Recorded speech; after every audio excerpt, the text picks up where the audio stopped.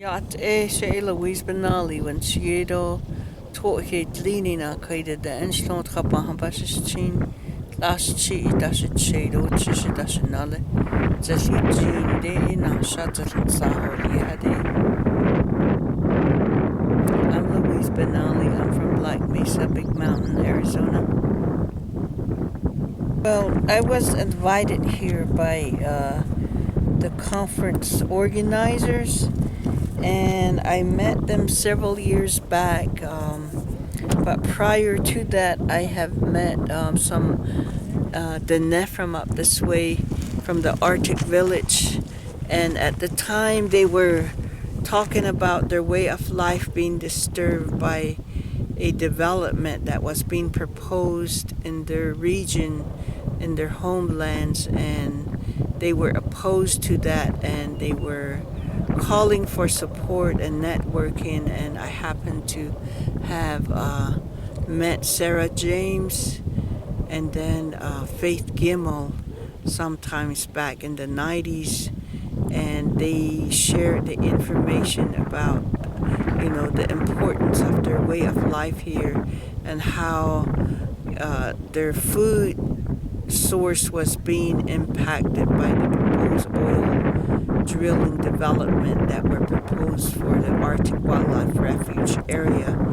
And so I have been aware of my heritage, which my father spoke of, and that we were Athabascan related, linguistically to the people here, and that we had come from by the big water.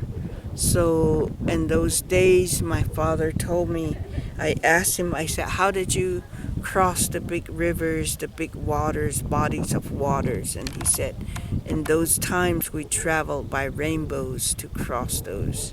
So our people had those powers and those knowledge to mystically travel in those ways back then, which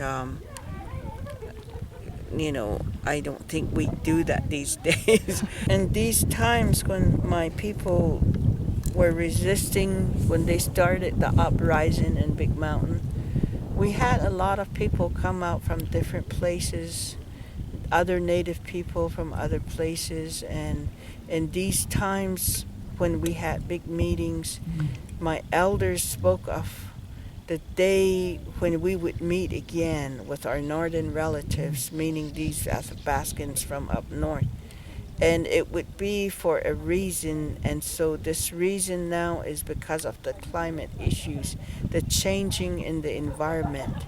So I believe that this is the time that they were describing. So from here, we have to reconnect, unify, and stand together as one nation again. When I was a child, I grew up in a community that was impacted similar to what was going on here. Only in our community, it was had to do with coal, and our land was given away, arbitrated by United States government, Republican interest groups known as now the GOPs. Back then they drafted up a legislation called Public Law 93531, and that called for over 10,000 Navajos and over 300 Hopis to move off lands where they've occupied lands, and that was to make way for big Peabody Coal energy so that they could extract the coal for power.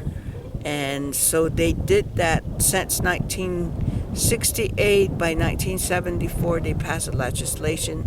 So by 1976, people started moving off. And my community of Big Mountain, my elders opposed that. And due to their opposition, we were kind of just left off on our own to exist as we have always in the past. So my elders organized, and we are known as Dineh Nation, Big Mountain Dineh Nation. And we've always honored that. For myself, I've always honored that move.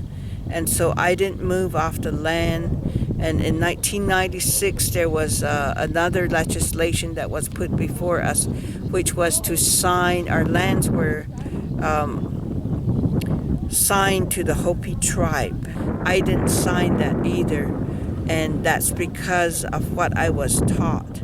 And some of my teachers were traditional Hopis, and they told me, don't sign anything, don't move out, because this is about the destruction of the earth, where they're extracting the liver, which is the coal, which filters the water, the groundwater. But I do support, wherever people are trying to survive according to their culture, according to their traditional way of life.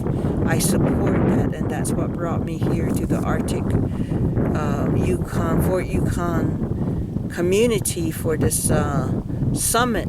And then I was asked to help, with the opening and then praying for the food. And to me, that's a big honor.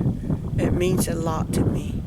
And that's the reason why I came, is to help, to stand in solidarity with the people and to help them be strong in their opposition to these developments, because it's throwing everything off course. Fossil fuel development is destroying the earth, and we as humans need to step up to these policymakers and make them change, make them reverse their ways of living and finding other solutions to exist, because it's not fair to the future generation. It's not fair to the whole environmental life besides human, including trees, plants, animals, things that live in the oceans, things that live in the waters. It's not fair to all the life that is around us for a few people that want endless money. And money is not going to buy anything back. It's not going to bring the natural world back. But we must stop them.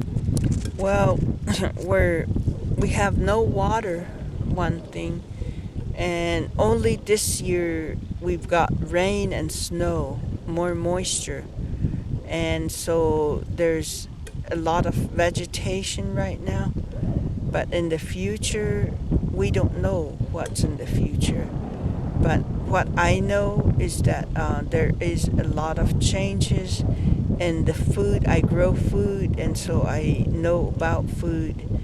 And last summer, when the corn growers grew their corn, there was not much corn on the corn, but they grew really tall. But there was no fruit in a lot of them.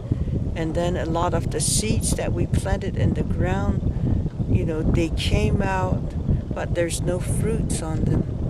So then what little flowers there were, we had to hand pollinate.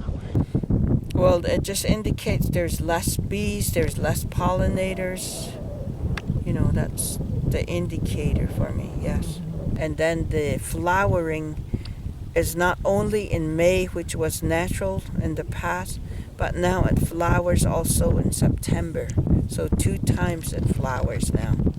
So those are the changes that I see that's happening in my immediate community.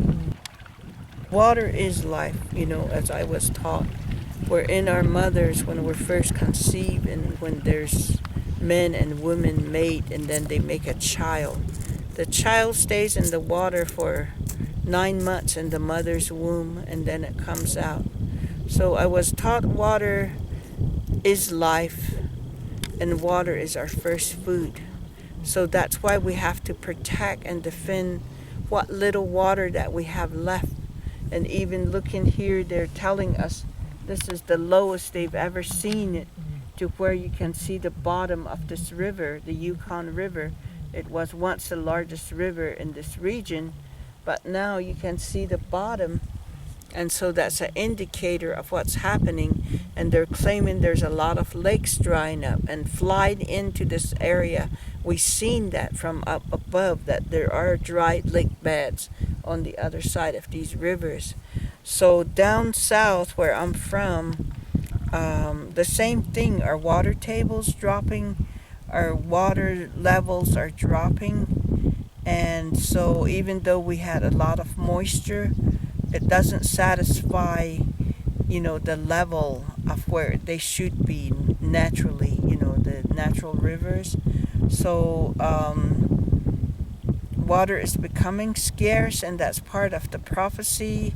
One time our elder said, one day if you don't offer, if you don't pray, it's going to dry. There's going to be no more water. So I feel concerned about our future generation. When I see young people having a good time, I tell them, think about it. Don't just jump in bed and make a baby, because we're running out of water, and that's a serious consequence. And we got to think about those things, and we got to share that information whether they like it or not, because that is something to think about. And water regulates everything on this planet for survival, for food, for living things. And if we dry it out because of our greed, then it's going to be bad. But that's where we're headed to. And so we got to somehow get out there, speak up, and turn it around. The hope that I have is not much, but with faith, I have hope, and are connecting to the mother, to the sun, to the atmosphere. Those bring me hope.